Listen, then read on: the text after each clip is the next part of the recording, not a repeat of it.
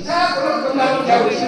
ଆଉ ଯୋଉ ବୈଷ୍ଣବଙ୍କର ଆମ ପରମ୍ପରାରେ ସେମାନେ ଆପଣଙ୍କୁ ଅତି ସହଜରେ ବାହାର କରିଦେବେ। ଆଉ ସଂସାର ଯଦି କରନ୍ତି ତାହେଲେ ଖସି ପଡ଼ିବେ ବୋଲି।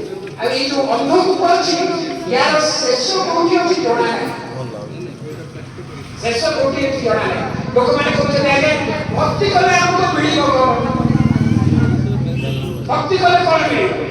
ଆମକୁ ଭକ୍ତି କରିନାହାନ୍ତି ବାହାର ଲୋକ କେତେ ଆନନ୍ଦରେ ଅଛନ୍ତି। ଆରେ ସେ ଯୋଉ ଆନନ୍ଦ ଅଛନ୍ତି ଜାଗତିକ ଆନନ୍ଦ ସେ ଟେମ୍ପୋରାରୀ ଅଛି। ପରେ ପୁଣି ଯମରାଜଙ୍କ ଚିତ୍ରକୂଟ ଅଫିସକୁ ତାଙ୍କୁ ଯିବାକୁ ପଡ଼ିବ।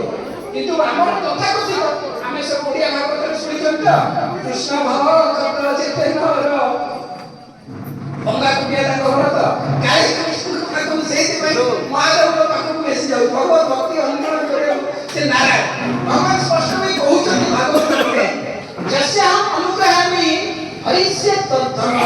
ଯାହା ଉପରେ କୃପା କରିବି ପ୍ରଥମେ ତାର ଅର୍ଥ ରୋଜଗାର ରାସ୍ତା ବନ୍ଦ କରିଦେବି। ଭଗବାନ କହୁଛନ୍ତି କୃଷ୍ଣ କାରଣ ଭଗବାନ ତାଙ୍କୁ କାହିଁ ଅର୍ଥ ବର୍ଥ ଦିଅନ୍ତି। ଭଗବାନ ପୁରା କହିଲେ କହିଥିଲେ ଭକ୍ତି ନା ଧର୍ମ ନା ଜନମ ନା ସୁନ୍ଦରୀ କବିତା ତ ଯାହା